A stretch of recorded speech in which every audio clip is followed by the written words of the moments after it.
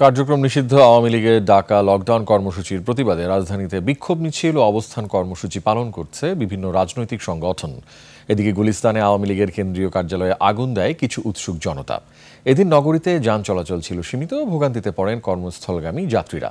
সহকর্মীদের সহায়তায় আরেফিন শাওনের ডেস্ক রিপোর্ট।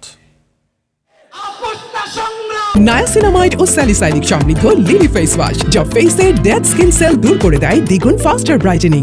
কার্যক্রম নিষিদ্ধ আওয়ামী লীগের ডাকা লকডাউন কর্মসূচির প্রতিবাদে বৃহস্পতিবার ভোর থেকে রাজপথে সক্রিয় বিভিন্ন রাজনৈতিক দল ও ছাত্র সংগঠনের নেতাকর্মীরা।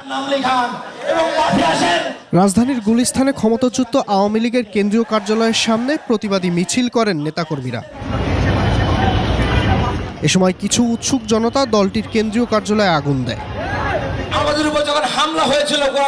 এর আগে সকালে ঢাকা বিশ্ববিদ্যালয়ের টিএসসিতে অবস্থান নেন ডাকসুর নেতাকর্মীরা।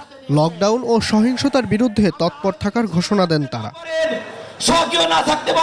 অবস্থান কর্মসূচি থেকে জুলাই গণহত্যার দায়ে দল হিসাবে আওয়ামী লীগের বিচারের দাবি পুনর্ব্যক্ত করেন ডাকসু নেতারা। খুনে হাসিনা এবং তার দোসররা বাংলাদেশের স্বাধীনতা সার্বভৌমত্বের জন্য হুমকি।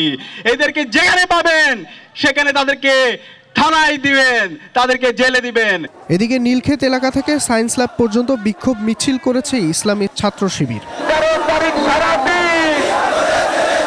আর বাইতুল মোকাররম জাতীয় মসজিদের উত্তর গেটে অবস্থান কর্মসূচি পালন করে জামায়াতে ইসলামী। অন্যদিকে এদিন রাজধানীর রাস্তায় স্বাভাবিকের চেয়ে যান চলাচল ছিল সীমিত।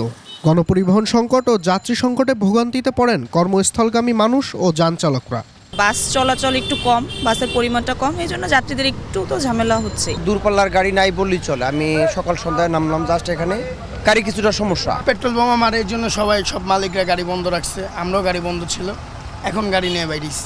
বাস কিচ্ছু নাই মামা, যে ঘুরতেছি 1-1.5 ঘন্টা ধরে কোনো যাত্রী নাই। সড়কে ব্যক্তিগত গাড়ি এবং সিএনজি অটোরিকশারও চলাচল ছিল সীমিত। আরেফিন শাওন, 21 টেলিভিশন, ঢাকা।